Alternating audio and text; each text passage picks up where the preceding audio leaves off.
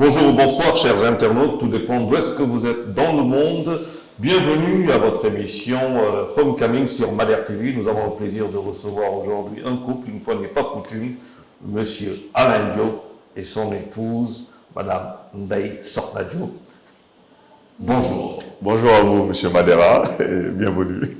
Un grand plaisir de vous avoir ici pour ce numéro de Homecoming qui d'habitude reçoit en général, en individualité, toujours une personne, mais de ce point de vue, ce couple. Alors j'ai envie de vous demander, que je vous vois ici tous les deux ensemble, comment ça s'est passé? Vous vous êtes rencontrés comment? À Dakar, ou qui a suivi l'autre? À Paris, en France, je ne sais pas. Dites-nous. Merci d'abord, Monsieur Madera, pour la question. Donc, je vais donner, d'habitude, on donne à Madame le soin de commencer, mais bon.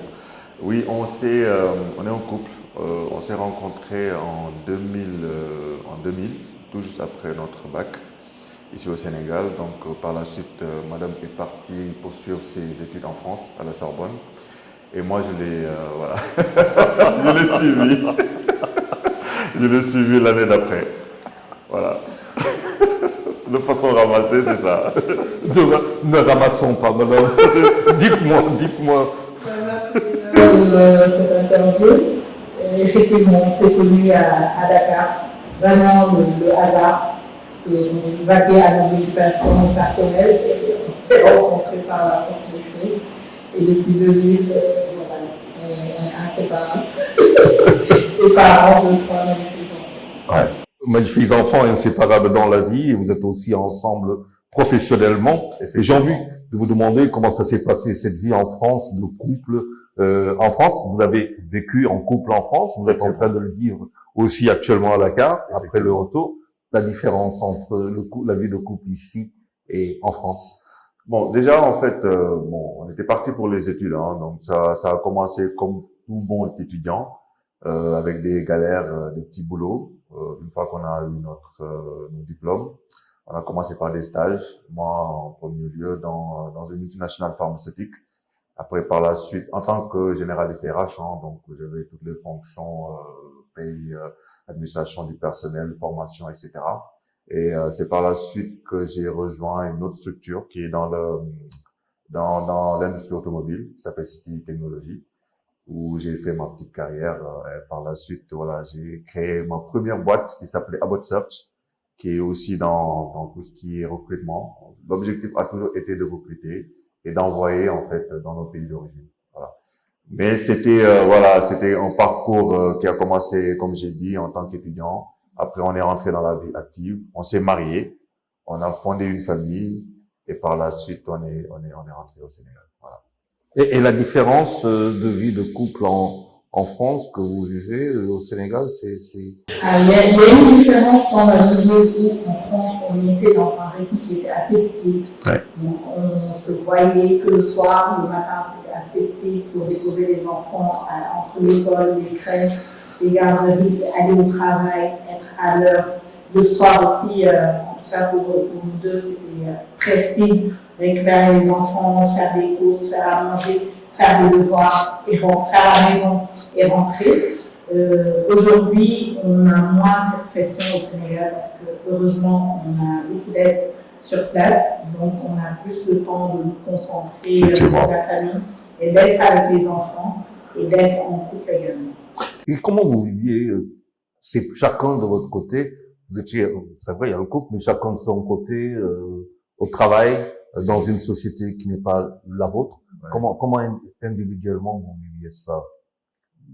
Bon, comme toute personne professionnelle, en fait, voilà, moi j'étais à Pont-de-Sèvres, elle était à la Défense. Donc, on passait le temps à, peut-être, durant la pause, on s'appelait, quoi, pour, histoire de prendre des nouvelles, mais ça se passe normalement, hein, ça se passe normalement. Voilà, c'est comme ici au Sénégal. Donc, il y a la vie active, il y a aussi la vie familiale. L'objectif, en fait, même nous qui sommes dans les RH, c'est de trouver ce juste milieu.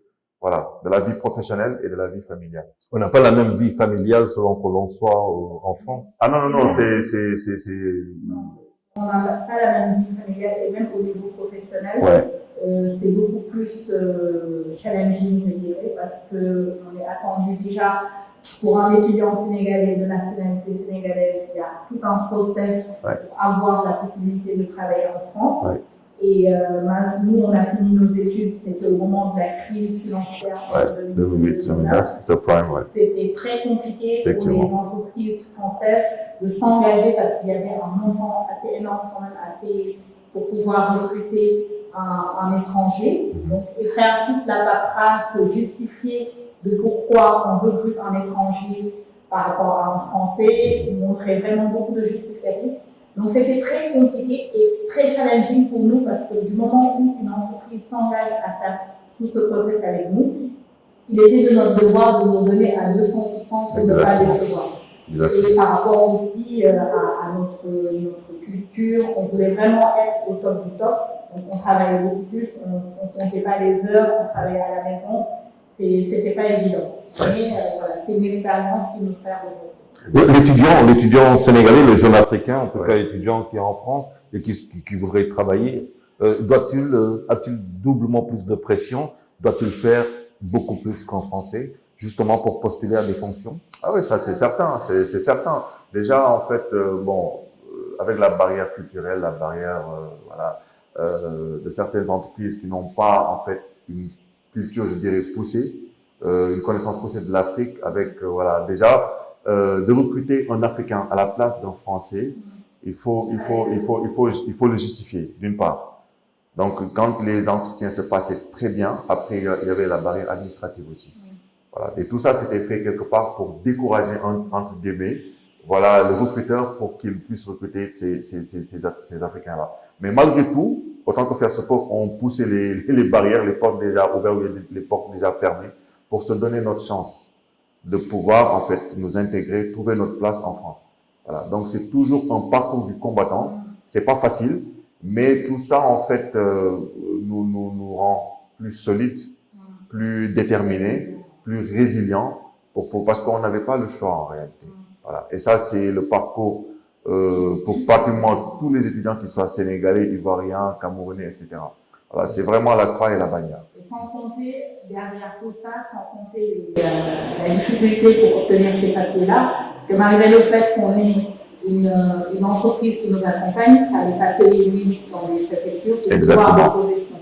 J'ai passé plusieurs hivers où je venais avec mon mari et mes enfants dans la voiture pour passer la nuit devant la préfecture, ne serait-ce que pour avoir appliqué le lendemain, afin de pouvoir déposer mon titre de séjour. Et sans titre de séjour, on ne peut plus rien faire. Tout est bloqué. Travailler, tout est bloqué. Donc c'était vraiment un instant de survie qu'on avait et ce qui nous poussait vraiment à aussi réfléchir à plusieurs stratégies pour nous en sortir. Donc voilà, une expérience difficile parfois. Éprouvant psychologiquement. Surtout quand on sait qu'on vient d'une famille où on était à l'aise, on n'avait pas besoin de vivre tout ça, mais on se disait on n'avait pas le droit de baisser les bras parce que les parents ont quand même fait des sacrifices pour nous ramener dans ce pays-là. Effectivement. C'est à nous aussi de nous battre et de relever le challenge qui était face à nous. Ça vous a rendu plus résilient? Ah oui, carrément. Et là, on est en train de récolter les fruits de cette. Parce que moi, je prends ça comme une formation. Voilà, déjà issu d'un pays avec ses codes, sa culture, son histoire, aller dans un autre pays, essayer de comprendre d'une part les codes pour pouvoir s'insérer dans ce pays avec toutes les barrières et les obstacles. Si on parvient à réussir, moi je pense qu'en fait, ne serait-ce que humainement, on gagne énormément en expérience. On n'est pas conscient sur le tas de tout ça, mais c'est une fois qu'on revient en fait dans nos pays d'origine, qu'on se rend compte en fait que même si c'est difficile, on a bravé pire ailleurs. Voilà. Et ça nous sert aussi bien dans notre vie quotidienne que même professionnelle. Alors, dans cet ailleurs où vous bravez pire, vous êtes quand même un couple africain, un couple sénégalais. Quel était le regard, justement, des Français, voire des Européens, sur ce couple? Un regard normal. Parfois, il y en a certains qui ne comprennent pas, parce qu'ils ne connaissent pas l'Afrique, ils pensent qu'on on est fils de ministre, c'est ce qui nous a donné l'opportunité pour moi qui était à la Sorbonne de rentrer à la Sorbonne ou de travailler à Neuilly ou parce que j'étais dans l'un des plus grands cabinets de recrutement. Je me rappelle une fois, je suis rentrée au bureau et l'hôtesse d'accueil qui m'a appelée, qui m'a dit mais vous allez où? Je vais au bureau.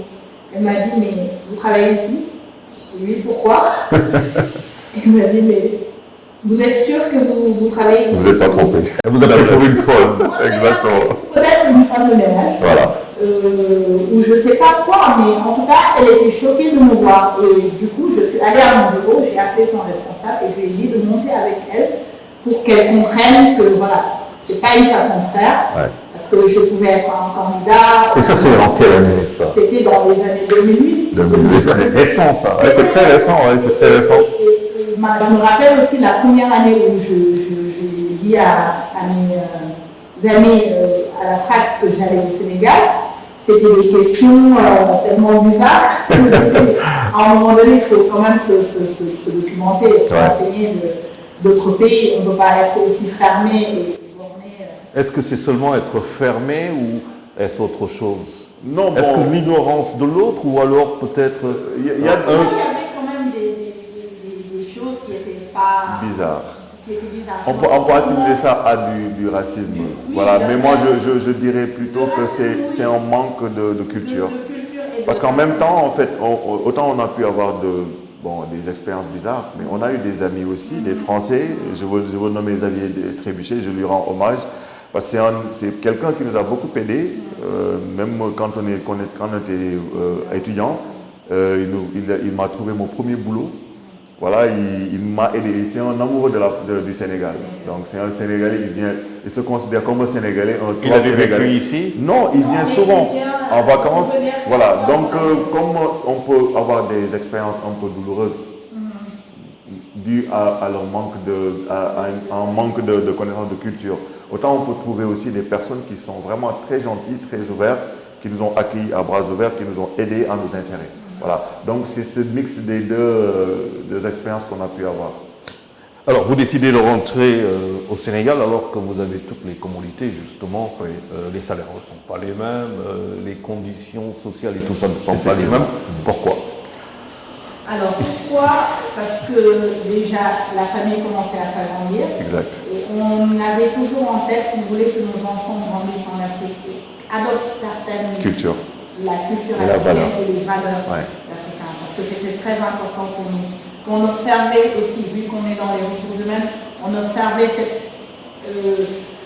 leur façon de faire, d'être tout le temps, comment je dirais, individualiste. Voilà. Et ça, c'est ce qu'on ne voulait pas du tout. Ouais. On voulait qu'ils apprennent à vivre en société, à partager, à accepter l'autre et à se développer autrement. Et au niveau de la religion aussi, qu'ils apprennent la religion musulmane, qu'ils viennent, qu'ils s'installent. Donc ça, c'était dans un premier temps. Dans un second temps, parce que aussi, on s'est dit, on a fait toutes nos études au Sénégal. On a nos parents qui sont ici, on a acquis de l'expérience, maintenant c'est à nous d'aller apporter en tout cas cette petite expérience au Sénégal ou en Afrique. Le retour sur expérience. Ouais, le retour sur expérience. Et faire valoir nos compétences aussi, en Afrique. Parce que aussi, si tout le monde part, à un moment donné, il n'y aura plus ce Sénégal qu'on voulait créer. Ouais. Donc pour repartir dans le même chemin que Madame Diop, en fait, pour ma petite histoire, moi je suis un ancien enfant de troupe du Britannique. Donc quelque part, c'était un peu contradictoire en fait, parce que j'ai eu la chance d'intégrer cette école où à 12 ans j'étais logé, nourri, blanchi. Et même j'avais mon petit salaire en fait. On me payait à 12 ans. C'était combien à l'époque? Bon, c'était 4680. C'était pas des masses, mais je veux dire, c'était déjà à 12 ans, tu fais tes études, on te paye. Et alors que tu n'avais aucune charge en fait, parce que tu es pris en charge totalement par l'État. Pendant 7 ans. Pendant 7 ans, voilà. Et une fois le bac en poche, on part à l'étranger et voilà, on continue nos études supérieures et si on a un emploi, on reste là-bas. Donc on reste là-bas durant toute leur vie jusqu'à la retraite. Moi, je trouvais ça un peu contradictoire de former des jeunes comme ça et de les laisser. C'est pourquoi en fait j'ai fait des études supérieures en ressources humaines Parce que moi, l'être humain a toujours été en fait le centre de mon intérêt. Voilà, aussi bien dans sa formation, dans son recrutement, la gestion de sa carrière, sa paye, tout ça en fait, c'est l'être humain qui a toujours été mon centre d'intérêt. Et je me suis dit, je vais certes aller faire mes études supérieures, glaner quelques années d'expérience, mais c'était clair dans ma tête que je devais retourner ici au Sénégal, dans mon pays d'origine. Après combien d'années? Après, bon, je m'étais fixé 10 ans, mais bon, on a fait 17 ans quand même, 17 ans. Voilà. Mais c'est à l'issue de 17 ans qu'on a décidé de retourner ici au Sénégal, de venir nous battre, voilà, de monter notre structure et pourquoi pas, ne serait-ce que créer un seul emploi. Même si c'est créer un seul emploi, pour nous, on a commencé à atteindre nos objectifs. Alors, 17 ans après, vous décidez de retourner au Sénégal, de quitter, de tout lâcher, de venir au Sénégal. Est-ce que cette décision est un projet, ce projet est-il mûri, parce que vous êtes en couple quand même, ou alors c'est sur un coup de tête que vous décidez de venir? Non, c'est un projet qui a été très bien mûri, au moins 4 à 5 ans. Où on a commencé déjà à tous les ans, moi, je venais avec les enfants en vacances, 3 semaines, pour voir comment ils s'adaptaient, aussi me renseigner des écoles, de l'environnement, voilà. Il fallait se réadapter. Avec le même stress français, Avec le même stress, parce que parfois je venais, je travaillais, mais le fait de voir mes enfants s'éclater du Sénégal, c'était suffisant pour moi, je ne compte pas les heures. Mais au bout de 4 ans, on s'est dit c'est le moment. Et quand c'est arrivé, en tout cas moi le déclic a été que je venais de changer d'emploi, j'ai été débauchée avec un meilleur salaire et j'ai rejoint l'entreprise. Le premier jour j'arrive, je dis à Alain, je pense que je vais démissionner. Il me dit mais tu es malade quoi, tu viens de démissionner, tu commences un nouvel emploi, tu veux démissionner, qu'est-ce qui se passe? Je dis non là je ne me sens plus. Parce que j'étais arrivée quand même à un niveau de saturation où je ne pouvais plus rester dans le pays. J'avais le mal du pays et quand je revenais de vacances avec les enfants pendant une semaine, on pleurait tout le temps. Donc démissionner en France, vous voulez dire? J'ai démissionné alors que je venais de changer d'emploi. C'était l'appel du pays. Exactement. C'était l'appel du pays. C'était l'appel du pays et entre-temps, voilà, le deuxième jour, j'y suis allée quand même et j'ai dit... basta, c'est fini. Basta. J'arrête. Donc il y avait ce coup de tête, mais quelque part aussi, en fait, ça a été l'aboutissement en fait, d'un plan de retour qui a été déclenché. Parce que nous, dans notre tête, on a amorcé le retour. Donc il y a un moment où on est arrivé à la ligne verte et il fallait sauter le pas. Donc c'est vrai qu'il y avait un moment où il avait le mal de pays, il voulait rentrer avec les enfants, mais il n'empêche, je lui ai dit rentre. Et ça tombait bien parce qu'il avait eu une proposition ici au Sénégal. C'est vrai que le niveau de salaire n'était pas comparable à ce qu'on avait l'habitude de gagner là-bas. Mais je lui ai dit en fait, au Sénégal, même si on te propose un salaire moindre, même le tiers de ce que tu gagnais, vas-y quand même. Parce qu'après, c'est la compétence qui va faire la part des choses. Une fois que tu mets un pied dans une structure et qu'elle voit que tu es compétente dans ton domaine, après les gens vont venir vers toi. Et c'est en ce moment-là qu'il va falloir tirer ton épingle du jeu. Et c'est exactement ce qu'elle a fait. Elle est venue en tant que responsable RH dans une structure de la place. On lui payait le tiers de ce qu'elle gagnait en France. Et au bout de 6 mois, elle a été débauchée. Elle a été débauchée par une autre structure parce que voilà, on disait que dans telle structure, il y avait une RH, qu'elle était top, etc. Et c'est comme ça qu'elle est partie. Quand elle est partie rejoindre l'autre structure, elle a été promue de responsable RH à DRH et pratiquement son salaire a été triplé. Donc c'est la stratégie. En fait, le retour au pays, ça se planifie d'une part, mais il faut aussi une part d'humilité parce que quand on a quitté un peu le Sénégal, le pays n'est pas resté statique, heureusement. Donc quand on décide de rentrer aussi, il faut avoir l'humilité de réapprendre les codes. Voilà. De réapprendre, de se mouvoir, de prendre du temps pour regarder, étudier, pour reprendre ses marques, surtout. Voilà, surtout pour les personnes qui décident. Parce que si ça se fait sur un coup de tête, quand tu arrives, tu vas repartir sur un autre coup de tête. Justement, Madame Diop, est-ce que ça a été facile? Vous êtes retourné 17 ans après, vous décidez de revenir définitivement au Sénégal. Était-ce facile, difficile? Comment ça s'est passé? C'était pas facile parce que après 17 ans, on a des automatismes en France, on a développé en France, on est assez speed. Ouais. Parfois, certaines lenteurs ou certaines façons de faire. Quelle façon? Dites-moi les façons, s'il vous plaît.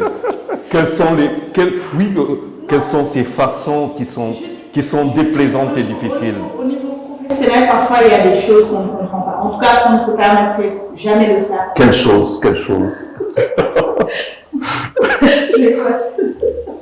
Je rappelle que vous êtes spécialisé en ressources humaines, Ouais. et donc il y a des choses qu'on ne devrait pas faire. Ouais, c'est tout ce qui touche au soft skill. Voilà. Et ne serait-ce que Le pour moi, soft skill, rappelons pour nos... Bon, tout ce qui est en fait savoir-être, conscience professionnelle, rigueur, etc. Voilà. Quand on est dans une entreprise, on doit être focus Ouais. sur son boulot et se donner les moyens d'atteindre ses C'est objectifs. l'objectif, ouais. Mais par exemple, parfois, on peut rejoindre une entreprise où on est face à une personne qui est dans l'entreprise et qui travaille pour un autre. Mais Donc, parfois, c'est des choses qui peuvent nous... Madame Diop, sur cette question, elle est très intéressante. Est-ce qu'aujourd'hui, dans le paradigme qui est le nôtre, dans cette culture, cette philosophie à la limite que je voudrais dire, est-ce que c'est quelque chose qui est constant ou c'est quelque chose qui fait un peu mal au Sénégal? Justement, cette appartenance, cette identification à son lieu de travail et ce savoir, ce soft skill, ce savoir-être. Ça peut faire mal à certaines entreprises qui, je dirais, une entreprise qui a été bâtie par un Sénégalais qui a mis plusieurs années à mettre en place son entreprise, Son projet. qui décide de le partager avec d'autres collaborateurs, mais que ces collaborateurs n'ont pas cet engagement Ouais. qu'il a, ça peut faire beaucoup de mal. Ça peut faire mal et humainement en fait, parce que voilà, comme il l'a dit, hein, un projet, d'habitude c'est un bébé qu'on a mûri, on a décidé de passer de la conception jusqu'à sa réalisation. Donc si on décide déjà de donner du travail à une personne, surtout dans nos pays où la tension liée à l'emploi elle est forte, donc c'est une chance qu'il faut saisir. Voilà. Et c'est dire que moi je suis un shareholder, je suis une partie prenante de cette entreprise-là. Voilà. Je ne suis pas là que pour une relation salariale. Humainement aussi, il faut essayer autant que faire se peut de bâtir parce que dans les structures, dans nos entreprises, on y passe pratiquement 60 à 70% de notre temps. Donc si ça se passe pas bien, en fait, voilà, on risque de traîner les pieds pour aller travailler. Donc il faut un apport technique, mais aussi un apport humain. Parce qu'on est après tout des êtres humains. Il faut que humainement, que ça puisse bien se passer, mais aussi qu'on puisse développer disons, des relations professionnelles calquées sur la rigueur, sur la conscience professionnelle, le respect mutuel, l'engagement, etc. Voilà, ou l'humilité, au-delà de la technicité, parce qu'on peut être très bien en informatique, en finance, etc. Mais si on est une personne toxique dans l'entreprise, limite, voilà, son corps ne sera pas visible. Absolument. Voilà. Et nous, en tant que cabinet, on travaille aussi sur ces sujets-là. On essaie d'apporter, en fait, notre feedback. On essaie de coacher, d'accompagner les collaborateurs et même les entrepreneurs qui recrutent pour que tout se passe bien. L'onboarding et, disons, la vie, entre guillemets, dans l'entreprise se passe bien. Quand je vous écoute, le retour est le bon choix. Ah oui. Ah oui. Si c'était à refaire, Ah oui. Ah Et oui. vous le conseillerez aux Sénégalais qui sont à l'extérieur? Ah bah oui. Complètement. Nous, l'objectif du cabinet, c'est ça, c'est de faire Exactement. venir les EHPAD. Moi, j'ai eu l'opportunité de travailler à Microsoft où j'étais en charge du recrutement pour le gradué de programme. Donc, je faisais le tour des grandes écoles de commerce et d'ingénieurs. Et je rencontrais des Sénégalais, des Africains, des Ghanéens, des Gabonais, qui ont vraiment qu'une seule ambition, c'est de rentrer en Afrique, c'est de retourner en Afrique. Mais malheureusement, parfois, nos contextes font que les offres ne sont pas visibles. Ouais. Et à contrario, aujourd'hui, en tant que cabinet, on rencontre des dirigeants qui ont besoin de certaines compétences, mais qui ne les trouvent pas Sur place. Donc c'est des informations, il faut informer et il faut aider les Exact. membres de la diaspora à rentrer. Ah oui, Il faut une implication à la limite au plus haut niveau, je veux dire. Il faut de la visibilité, il faut les rassurer aussi, parce que c'est pas une décision facile à prendre. Effectivement. Parfois, c'est très difficile. C'est très difficile, ouais. On n'est pas habitué. Donc, si on n'est pas assez résilient, et aussi il y a la pression sociale, quoi. Quand vivre en France, on est dans son appartement, chacun pour soi, limite. Ici, il y a une pression sociale. Elle est pesante, cette pression. Oui. Quelque part, ça peut être pesant. Mais moi, je pense que c'est à la personne d'avoir du caractère aussi. Voilà, parce qu'il ne faut pas qu'on se laisser imposer certaines choses par la société. Ça fait partie des inconvénients un peu du retour. Mais c'est à nous aussi de savoir ce qu'on veut. De savoir ce qu'on veut. Parce qu'il ne faut pas accepter qu'on nous impose certaines choses. Donc, il faut se préparer. Ah oui, il faut se préparer. Et en permanence. En permanence. Et puis, voilà, mais il faut toujours communiquer. Parce que quand on vient, on a nos habitudes, on dit qu'il faut tout barber, etc., etc., etc. Mais c'est ça où c'est marche ou crève, quoi. On est obligé de venir, en fait, mettre notre projet, parce que mettre un projet, le nourrir, le faire grandir, ça prend du temps et ça demande de la rigueur. Donc, on n'a pas le droit de nous divertir, de se laisser divertir. Il faut être focus sur son projet. Mais une fois que le projet est bien implanté, moi je dis que Sénégal, c'est un grand boulevard vide. Dans tous les secteurs d'activité, il y a tout à faire.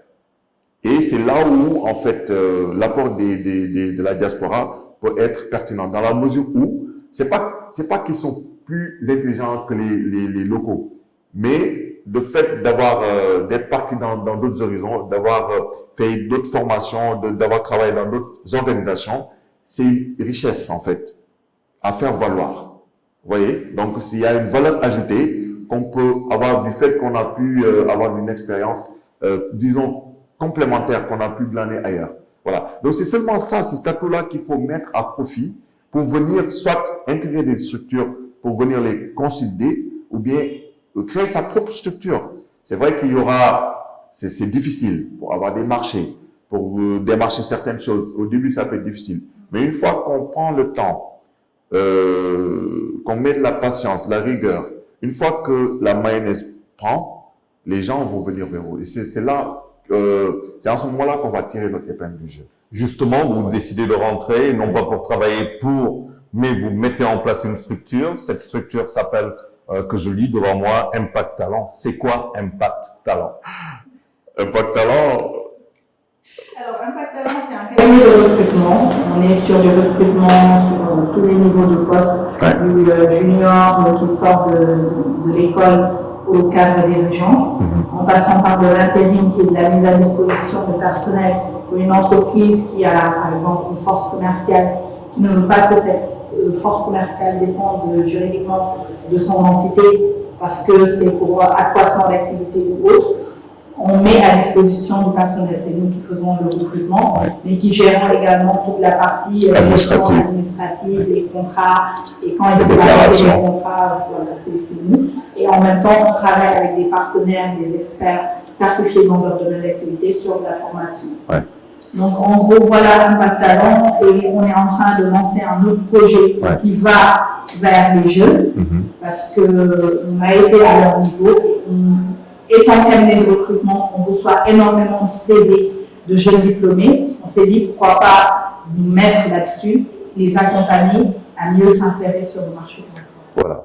Donc, étymologiquement, Impact Talent, c'est deux mots, impact et talent. Donc, voilà, la philosophie, c'est recruter, identifier, rechercher, identifier, recruter les talents qui auront un fort impact dans leur organisation. Que ce soit des entreprises, des ONG, l'État, etc. Voilà. Parce que tout part du recrutement. Si on rate le recrutement, en fait, on perd du temps. Et on perd du temps en matière professionnelle ou bien économique, c'est perdre de l'argent, tout simplement. Donc, c'est pas ici dans nos pays. Malheureusement, des fois, en fait, les gens cherchent des cases, des raccourcis. Voilà, des raccourcis, etc. Alors que ça, c'est pas la bonne démarche. Voilà, il faut mettre les gens qu'il faut à la place qu'il faut. Et ça, voilà, ça c'est un métier parce qu'on part des fiches de poste. Il y a énormément d'éléments qu'on doit prendre en compte par rapport à la formation, l'expérience, etc. pour pouvoir en fait rechercher cette personne-là, lui faire un entretien et vérifier certains points, faire un rapport d'entretien qu'on envoie au client. Et tout ça, c'est un process. Et une fois que si c'est raté, en fait, on perd du temps aussi bien pour la structure que pour le candidat de la place. Et qui nous disait en fait, qui nous faisait ce retour-là. Il y a des besoins actuellement, il y a des besoins de recrutement. Mais sauf qu'ici, en fait, on peut voir des jeunes qui sont bardés de diplômes, avoir 2 masters 2, etc. Mais il y a toujours cette maturité qui manque. Voilà, cette maturité. En fait, les jeunes, dès qu'il a fini son diplôme, même pour faire un bon CV, des fois ça pose problème. faire une bonne lettre de motivation. Des fois, ils ont un CV qu'ils balancent sur toutes les offres. Alors que chaque offre doit avoir un CV, une lettre de motivation adaptée par rapport à ce besoin-là. C'est spécifique. Voilà, il faut prendre le temps de bien lire l'offre et de postuler. Est-ce que là, le problème n'est pas déjà là quand on a déjà du mal à bien lire et à comprendre les enjeux? Le problème est là dans la mesure où moi, étant il y a quelques années en face des jeunes de même âge, mais m'arriver de faire une offre à 60 000 euros quand je me dise j'ai une offre parce que j'ai un projet de monter mon entreprise ou parce que je veux travailler à la concurrence. Ce qui manque, c'est vraiment la curiosité. Nos jeunes manquent de curiosité. Avant d'aller postuler à une entreprise, ils ne vont pas s'enseigner sur ce que fait l'entreprise. Ils ne vont pas s'enseigner sur comment répondre à cette annonce. C'est un peu dommage. Et parfois, on reçoit des CV d'une telle manière qu'on a une charge de travail qui est importante. Honnêtement, on ne les ouvre pas. Parce que le fait de, pour moi, ne serait-ce que mettre en objet je candidate, c'est au recruteur de deviner pourquoi. Je suis candidat à quoi, on n'a pas le temps de gérer. Vous dites qu'il y a quelque chose qui manque. Est-ce que, après avoir rencontré ces jeunes aujourd'hui, vous avez mené une réflexion, qu'est-ce qui fait ou qu'est-ce qui manque? Je veux dire, c'est vrai qu'on sait qu'il y a quelque chose qui manque, mais qu'est-ce qui l'expliquerait? Ce sont des jeunes quand même qui vont à l'école, ce sont des jeunes qui vont à l'université de Dakar. Est-ce que notre système éducatif, l'enseignement supérieur, forme-t-il des leaders, parce que c'est une question aussi de leadership, d'affirmation de soi. Effectivement. Est-ce que nos jeunes, peut-on parler de leadership chez nos jeunes? Pour certains, oui. Vraiment, on a eu la chance de rencontrer des jeunes qui sont très bien, qui ont fait tout leur parcours ici au Sénégal. Le ratio, il serait de quelle heure? Ah non, mais... Il est très faible. C'est très faible. Moi, je pense que c'est lié un peu, excusez-moi seulement, à la formation, mais aussi à l'éducation. Parce que nous, dans notre culture, en fait, voilà, l'enfant ne doit pas faire certaines choses. Même quand on est autour du bol, voilà, tu dois pas mettre la main. Voilà, on est tout le temps en train de limiter nos enfants. On les prépare pas. Exactement, on les prépare pas. Voilà, c'est pas des leaders. On en fait des suiveurs quelque part. Et ça aussi, on a un peu hérité du système colonial. Parce que même le système, l'éducation qu'on a, en fait, l'éducation scolaire, c'était à la base pour former des subalternes. C'était pas pour former des leaders, parce que le colon, il voulait former des personnes qui puissent comprendre sa langue, avec qui elle écrire exactement et suivre les instructions et les disperser au niveau des indigents. C'était ça. Donc nous, on ne forme pas suffisamment de leaders. Vous partez aux États-Unis, dans les pays anglo-saxons, etc. Une personne, quand elle sort de sa formation, ce serait un échec pour elle de travailler dans l'administration, par exemple. Alors qu'ici, contrairement dans nos pays, même comment dire, on dit tekina. Quand on a un costume, une cravate derrière le bureau, c'est ça qu'ils appellent tekinenu. Alors que l'américain, comme si vous prenez les entreprises qui sont dans les GAFA et tout, Mark Zuckerberg, c'est des jeunes. Mais déjà, à l'université, ils avaient une vision très nette de ce qu'ils voulaient faire. Peine de la pensée, est-ce que c'est pas quelque chose peut-être qui manque justement chez nous où on ne pense pas, je veux dire, on subit, on copie, on subit. On est sur de la théorie, mais voilà. On n'est pas de la pratique. Exactement. Les jeunes aujourd'hui ici, je ne sais pas s'ils ont l'opportunité dans les écoles de faire des projets. Je sais, à la fac, on faisait des projets tutorés, on travaillait des mois dessus, on faisait la présentation, on faisait des PowerPoint. C'était des choses qu'on apprenait. Et il n'y avait pas un prof qui était en face de nous pour nous dire qu'il fallait faire ceci, il fallait faire ça. L'intellect était convoqué en permanence sur le savoir-faire. Voilà, exactement. Maintenant, ici, on est plus sur de la théorie et on est plus aussi, il y a un problème d'orientation parce qu'aujourd'hui, les jeunes choisissent les mêmes formations. Exactement. Soit c'est banque, droit, banque, finance, marketing, alors qu'il y a d'autres secteurs qui sont en train de se développer, l'agro-business, le pétrole et le gaz, voilà, il y a l'énergie solaire, il y a tellement d'autres secteurs qui sont en train de se développer, on n'anticipe pas sur ces besoins. Mais monsieur Diop, est-ce que le tempérament, la personnalité sont pas aussi des mécanismes assez importants pour d'abord chez un jeune pour qu'il puisse savoir déjà qui il est et que peut-il faire d'abord? C'est là où culturellement le problème vient, parce que moi, j'observe, j'ai des petits frères, parfois j'observe la relation de ma mère à ces jeunes qui ont 18 ans, qui ont plus de 18 ans, qui est en train toujours de les couver. Ils ne sont pas autonomes. On n'a pas créé des personnes autonomes. Ils sont assistés pour tout. Pour moi, c'est culturellement aussi, il faut qu'on les laisse. Il y a une révolution culturelle. Exactement. Mais aussi, il faut aussi développer certaines choses. Il faut titiller certaines choses. Il faut les conscientiser. Il faut communiquer et les coacher. Voilà. Parce que, voilà, à un moment donné, il faut montrer à ces jeunes-là qu'il faut s'affirmer déjà. Il y a un propos qu'utilisent souvent les lutteurs. Gum sa bop. En fait, il y a un travail en introspection qu'il faut faire d'abord. Croire en soi pour pouvoir impacter les autres. D'ailleurs, c'est eux qui gagnent de l'argent. Exactement. Et franchement, moi, ça m'interpelle, hein, parce que c'est des gens d'habitude qui sont pas éduqués, mais dans la pratique, c'est eux qui utilisent souvent ce vocabulaire-là. Et moi, ce vocabulaire, j'aimerais bien l'entendre chez nos étudiants, voilà, chez nos apprenants, ou bien même chez nos leaders. Voilà. Puis il faut que nous gëm suñu bopp. Il faut faire un travail sur soi, gëm sa bopp, savoir quelles sont ses forces et ses faiblesses. Essayer de boucher les trous pour pouvoir impacter et s'affirmer. Parce que les gens qu'on a devant nous, mais c'est des gens qui sont prêts, psychologiquement, intellectuellement et financièrement. Et la plupart du temps, quand ils viennent dans notre pays où tout est à faire, ils sont dans une logique de prédation. Ils viennent pour prendre le maximum dans un temps très, très limité. Alors que c'est des gens avec qui on a eu la même formation et on n'a pas été les moins bons pour la plupart. Mais pourquoi il y a toujours ces décalages? C'est parce que tout simplement, il faut que des personnes comme vous et nous, qu'on fasse ces genres de discussions, qu'on puisse être force de proposition et prendre ces jeunes-là, les linker avec les leaders pour qu'il y ait en fait cet échange-là. Parce qu'on n'est pas directeur en claquant des doigts. On a eu à faire des erreurs, on a eu à se bonifier, à s'améliorer pour atteindre ces genres de niveau de responsabilité. Et il faut à un moment donné que ces leaders soient des mentors, qu'ils puissent parler avec ces jeunes, que ces jeunes-là puissent avoir des repères et qu'ils puissent avoir ce link, cet échange, d'où le pont. Impactant, c'est un pont pour relier deux univers qui sont a priori séparés. Les apprenants d'une part qui cherchent de l'emploi et les leaders, les directeurs qui cherchent de bons profils.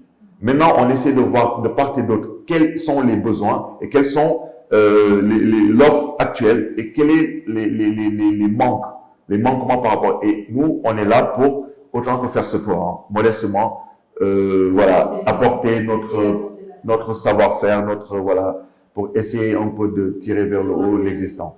Il nous arrive parfois de convoquer les jeunes, ici en entretien, on le fait de manière bénévole. Ouais.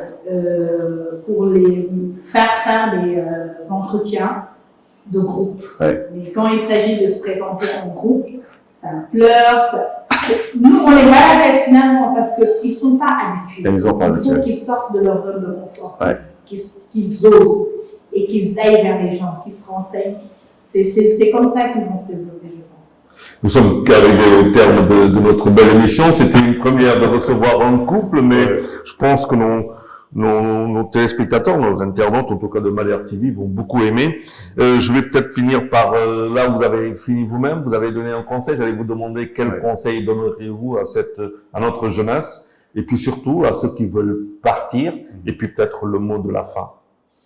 Bon, moi, le conseil que je vais donner à cette jeunesse-là, c'est déjà de se concentrer sur elle-même.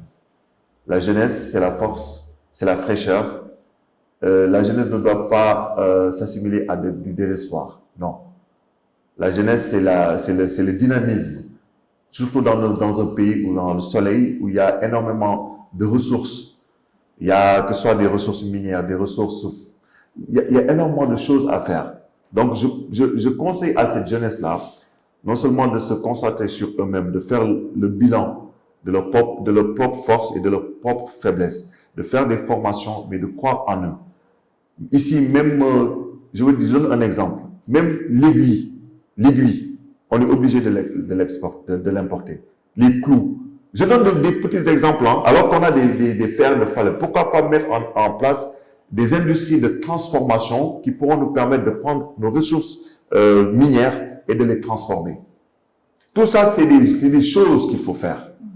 Prendre la tomate, la transformer pour qu'elle peut devenir une pâte de tomate. Prendre l'arachide, la transformer pour qu'elle devienne une pâte d'arachide. Prendre l'or, le transformer pour que ça puisse donner des bijoux.